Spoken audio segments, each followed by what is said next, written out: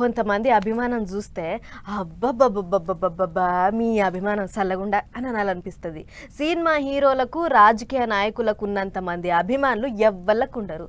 Cinema వల్ల అభిమానుల ముచ్చట అటెంక చెప్పుకుందాం కానీ ఇక్కడ ఒక రాజకీయ నాయకుడి అభిమాని ముచ్చట పట్టుకొచ్చిన చూడు.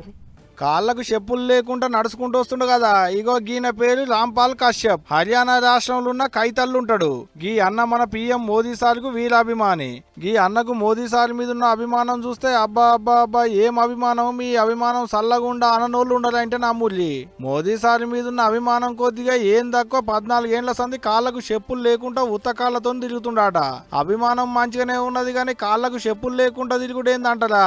దాని వెనక కూడా కథ ఉంది. మరి 14 ఏళ్ల కింద మోదీ సారు ప్రధానమంత్రి కావాలని మొక్కులు పెట్టుకుండాట. ఆయన ప్రధాని అయ్యేంత వరకు కాళ్లకు చెప్పులు వేసుకోనని శపథం పట్టిండాట.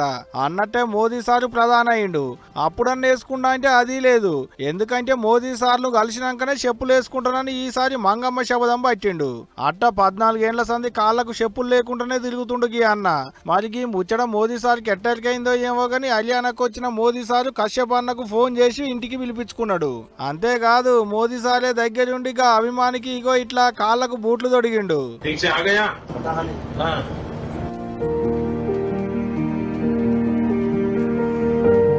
గిట్లా పక్కన కూర్చొని బూట్లు వేసుకుంటుంటే మోదీ సార్ కూడా సాయం చేసిండు. కంత పెద్ద సార్ వచ్చి పక్క పొంటి కూర్చోబెట్టుకునేటాళ్లకు కాళ్ళు లెక్కలు ఆడకుండా అయినాయట అన్నకు. అగ చూడోలే అన్న మురిపం చిన్నగా లేదు. మరి మామూలుగా ఉంటదా?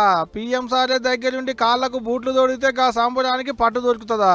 మోదీ సార్ బూట్లు తొడుగుతుంటే మీరు గిట్టెందుకు చేస్తున్నారు సారు, ఎందుకు నన్నిట్ట ఇబ్బంది పెడుతుర్రు అని అడిగిండట.